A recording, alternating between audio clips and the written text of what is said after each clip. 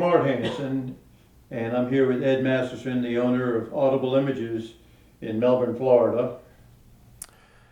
Today we're going to start out talking about a very special friend of mine that passed recently and suddenly. His name was Jose Martinez-Diaz, and I had the fortune and the blessing to know him and get to work for him. He asked me to build a movie theater for him. That's kind of how I saw it. Later I realized he was really an extreme audiophile, really just a music lover.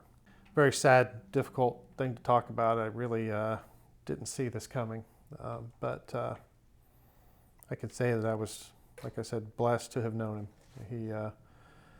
I met him over 10 years ago. Ed was in the same Magnolia room at Best Buy and overheard me, and he says, "Well, I can do that."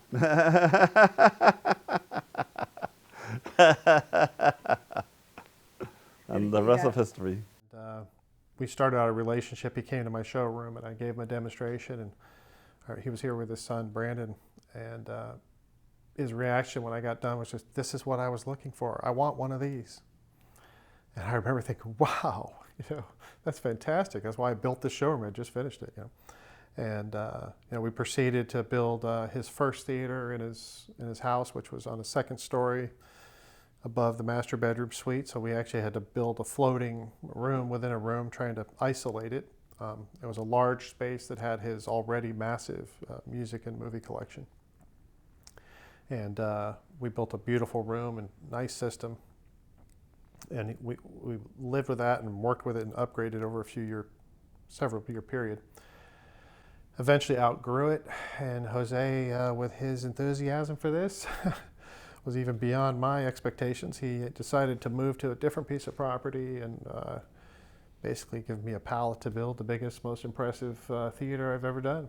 It's a 29 by 37 foot with 13-foot ceilings, double wall, varying wall construction with double doors, very specialized air conditioning system, specialized power distribution system, acoustically treated inside. I mean, it was my dream. It's like he literally inspired me to build what I could only fantasize about. If I was in a position to build something for myself, and that's how he approached it. Because I want you to build what the ultimate that you would want to build. And yeah, there were some limitations. It wasn't an unlimited budget, but certainly enough to produce a spectacular product. And very happy to say he spent a lot of time in that room, and he listened to a lot of music. And I think more than anything, he was able to use that to bring that experience to people, introduce people to that experience. And he loved that more than anything. I've had people back in the in 1990 or 91 or something say, "I've died and gone to heaven," when they saw my collection, because they'd never seen anything like it. But it's not even one-tenth of what it is now, probably. Yeah, I mean, he absolutely loved giving demos. Yeah. I mean, he just he knew he had to play, when he'd play albums, and he'd play streaming music, and then he would love showing a movie. He just like I remember when he when we had I think it was the national or the vice president of sales for Martin Logan came to a demo, and then some regional sales manager, and he blew them away. He absolutely blew them away. Yeah, he had a passion for music and the experience of music. I mean, I could only dream of having another customer with that kind of passion and drive to build, this kind of experience in their home. And it's kind of shocking that he's gone, for sure. He was always, I know, in a way, he was always kind of pushing you, because you were you had to always step up your system in here. I remember when he called and he was asking about a pretty pricey DAC before he got his Vivaldi. And then another time I remember when he called about asking you about what went into building his showroom, because he had just read an article by Robert Harley. Yeah. If you want to share something about that, it was. Yeah, that was kind of a funny experience. I remember he called me after reading Robert Harley's story about his listening room and the work he did to create a wonderful listening space. And he called me almost a little concerned, as to whether, I had implemented that level of sort of sophistication and technology and design. Article. 9-page. Yeah. Okay. So anyway, fortunately for me and to Jose's surprise and happiness, or made him feel good anyway, that we took his room a little further. Went a little bit further to make sure that it was a little bit quieter.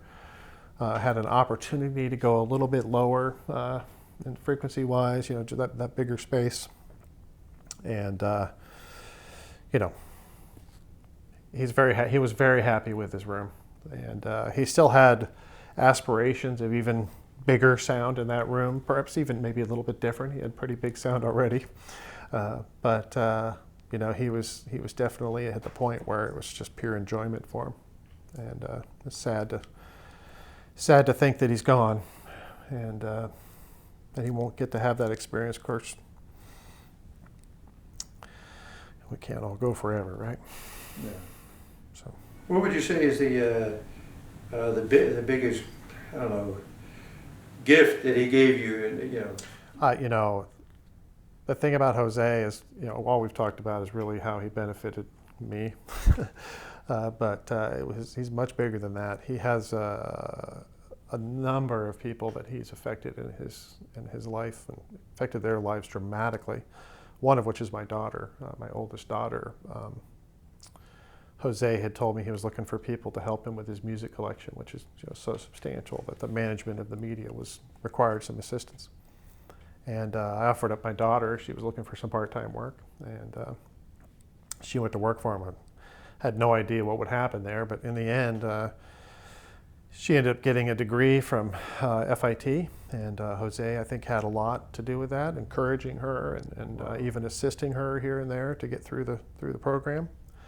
And then she actually went to work for him, for his company. So, needless to say, my daughter's shocked and a little distraught over the loss. I think the whole company probably is, because everyone that worked for him would I'm sure would say that was one of the nicest people you could ever work for. He was so considerate of other people beyond his own, concerns. And he was also a character. Was he a character? Boy, he loved to entertain. He loved to go out and, celebrate, eat big, and I couldn't quite keep up with him. I tried to eat out with him a few times, and he really, he could put down some rich food that I couldn't handle. But anyway,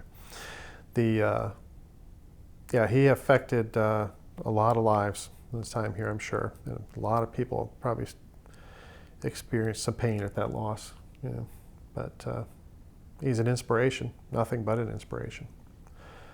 A lot of what I have here was driven by him pushing me to go bigger and bigger. I wanted to go bigger. I had dreams of it. Without a customer, asking for me to produce, or provide higher and higher performance equipment, I wouldn't have had a way to do it.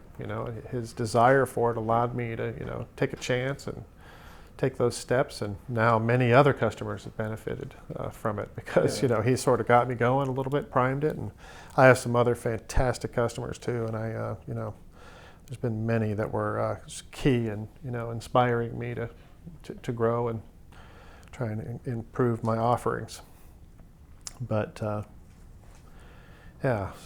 major loss in our lives, but it'll always remain as an inspiration. He'll be in my head forever.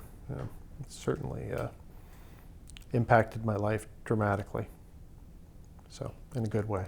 It sounds just as good as a real concert hall, or even better. And then you can see the musicians on the screen if you've got a concert video, and you can actually appreciate it more than even if you're in row 8, because you can't see all the musicians, but because of the way they film things, and they focus on whenever somebody's soloing on them, You can see their finger movements and all that. It's totally an out of this world experience.